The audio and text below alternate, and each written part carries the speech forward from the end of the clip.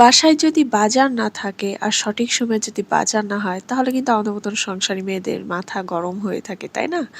তো যাই হোক, এই যে তার আগে আমি বলি, আমার চেরি বাবু সারাক্ষণ এইখানে থাকতে খুব পছন্দ করে। আমার রান্নাঘরের সামনেই ওর এই বাসাটা আমি সেট করে দিয়েছি। তো এখানে বসে থাকে আর আমি রান্না করি। তো আজকে আমি একটা ভিন্ন রান্না দেখাবো। এটা অনেকেই এই রেসিপিটা জানে, আবার অনেকেই জানে না। তো যারা জানে না তাদের জন্য। এই দেখো, এটা কি বলেন তো? শসা। তো আমি আজকে শসা দিয়ে চিংড়ি মাছ রান্না করব। তো এটা আসলে লাউয়ের মতনই রাঁধতে হয়। সিম্পলি আমাদের মা দাদিরা আমরা যেভাবে লাউ রান্না করতাম চিংড়ি দিয়ে, ঠিক তেমনই। তো চলো এটা রান্না দেখাই। এটার জন্য ফার্স্টে আমি চিংড়ি মাছগুলো কেটে পরিষ্কার করে ধুয়ে নিয়েছি আর রান্না চাপাবো।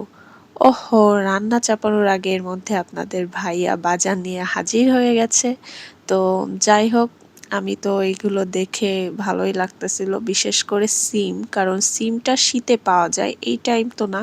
আর সিম খাইতে আমার অনেকদিন থেকে মন চাচ্ছিল, তো ও দেখি সিম কিনে নিয়ে আসছে। আমার তো ভালোই লাগতেছিল যে আমার মনের কথা বুঝে গেছে। অ্যান্ড ও একটা বড় কোরাল মাছ নিয়ে আসছিল, যেটা কাটতে গিয়ে তো আমার বেহাল দশা। আর নিয়ে এসেছিল প্রায় 2.5 কেজি ওজনের একটা ইলিশ মাছ, যেটা দেখে মেয়েরা দিল খুশ হয়ে গয়া। তো যাই হোক, আমি এখন রান্না করব। তো কি আর করার, চলেন রান্না দেখাই। আমি এখানে চুলও জ্বালিয়ে নিলাম রান্নার জন্য। অ্যান্ড এখানে আমি পেঁয়াজ অল্প পরিমাণে দিব, আর তার সাথে কাঁচামরিচ, রসুন সব কিছুই এখানে একে একে দিয়ে পেঁয়াজটাকে জাস্ট ভেজে নেব হালকা করে। তো এখানে সব কিছু দিয়ে নাড়াচাড়া করে একটু ভেজে নেওয়ার পরে আমি এখানে চিংড়ি মাছটা অ্যাড করে দিব। আমি যখন সিম দেখলাম, আপনাদের ভাইয়াকে বললাম, ওয়াও তুমি সিম আনছো, আমার তো অনেক দিন থেকে সিম খাইতে মন চাচ্ছিল। আমাকে কি বলে জানেন? বলে কি, আমি তো জানতাম সিমের কেজি 200 টাকা, তো এই জন্য তোমার সিম খাইতে মন চাচ্ছিল। কি একটা অবস্থা বলেন তো। আচ্ছা, এখানে যাই হোক, এগুলো করার পরে আমি এখানে ভালোভাবে জিনিসটাকে একটু ভেজে নিচ্ছিলাম। আর তারপরে আমি এখানে একটু অল্প পরিমাণে আদা রসুন বাটা দিয়েছিলাম। আর এটা অপশনাল, যার যেমন ইচ্ছা দিতে পারেন। আমার কাছে হাতের মাথায় ছিল বলে ভাবলাম আমি অল্প করে একটু দিয়ে দিই, একটু ভালো ঘ্রাণ বের হবে এই জন্য। তো তারপর আমি নাড়াচাড়া করে এখানে অল্প পরিমাণে একটু জিরার গুঁড়া, হলুদের গুঁড়া আর হচ্ছে লবণ পরিমাণ মতন দিয়ে এটাকে আমি ভালো করে অল্প পানি দিয়ে একটু কষায় নিয়েছিলাম। আর তারপরে আমি শসাগুলো যেগুলো ধুয়ে রাখা ছিল সেগুলো সব দিয়ে দিই। গতকালকের আমি যে রেড ড্রেসটা পরেছিলাম, আমাকে মেসেঞ্জারে সবাই অনেক প্রশ্ন করেছে আমি জামাটা কোন পেজ থেকে নিচ্ছি, কোন দোকান থেকে নিয়েছি। আসলে এটা কোনো পেজ বা দোকান থেকে নেওয়া না, এটা হচ্ছে জামার সিট কাপড় কিনে বানানো। আর এই ড্রেসটা আমার সব থেকে কাছের বন্ধু আমাকে গিফট করেছে, আমার বান্ধবী। আসলে এই জামাটা অনেক সুন্দর ছিল। আচ্ছা যাই হোক, এবার এটা আমি 5 মিনিটের মতন এভাবে হাই হিটে একটু ভালোভাবে কষায় নাড়াচাড়া করে নেব। এতে কি হয়, এতে সব মশলাগুলো একটু ভিতরে ঢুকে যায় আর হচ্ছে তখন টেস্ট হয় আরও, মানে ভালোই আর কি স্বাদ লাগে তরকারির মশলাটা।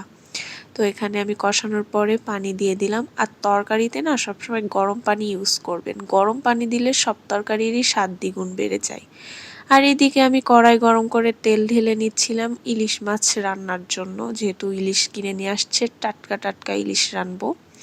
আর একটা কথা, ইলিশ মাছে না অনেকেই দেখছি অনেক মশলা দেয়, ইলিশ মাছে কখনো আদা রসুন বাটা দিবেন না, কারণ ইলিশ মাছে আপনারা যত মশলা কম দিবেন আপনার ইলিশ মাছের টেস্ট কিন্তু ততই হবে।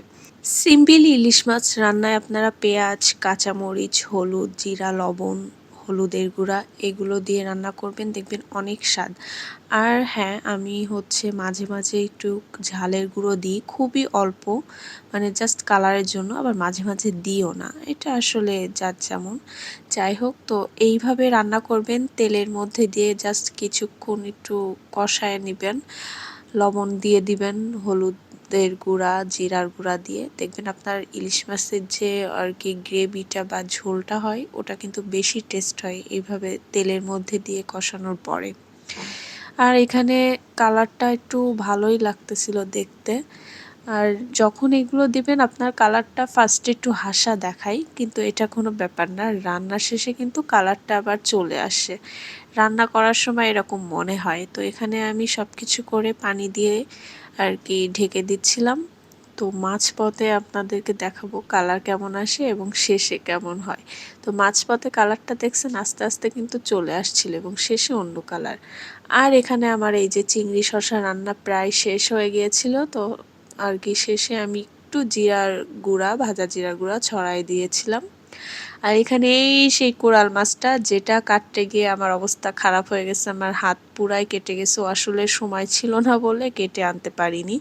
আর আপনারা তো জানেন কোরাল মাছের কাটা অনেক শক্ত, তো আমি এটা পারিনি, ফ্রিজে রেখে দিয়েছিলাম। আর এই যে আমার হাতের অবস্থা, শুধু ওইটা না আরও অনেক আঙ্গুলই আমার ভিতরে এরকম কাটা ঢুকে ঢুকে সব চিড়ে গেছে। এবং আমি না আজকে মানে কি বলবো, হাত দিয়ে কোনো কাজ আর পরে করিনি। আর এখানে আমার জামাই হচ্ছে মাছ ভাজা খাবে, তো ওর ইলিশ মাছ ভাজাটা ভালো লাগে বলে আমি আগে থেকে একটা মাছ ম্যারিনেট করে রেখেছিলাম, তো সেটা আমি ওকে আর কি ভেজে দিলাম। এই যে আমার ভাজা শেষ, তো এখন হচ্ছে খাওয়ার পালা। যদিও আমি খাইতে পারিনি, আমার হাত কেটে অবস্থা খারাপ ছিল, কিছুই ধরতে পারছিলাম না। তো আমি আর কি ওকে বলছিলাম যে আমাকে তুমি একটু ভাত মাখাইয়ে দাও, আমি খাই। তো আমি মাছও খাইনি, কিছুই খাইনি, আমি জাস্ট শশা দিয়েই 1 প্লেট ভাত খেয়ে উঠেছি। আর শশাটা অনেক টেস্ট হয়েছিল আজকে রান্না। যারা কখনো এরকম রান্না দেখেননি বা করেননি ট্রাই করে দেখবেন, ভালো লাগবে।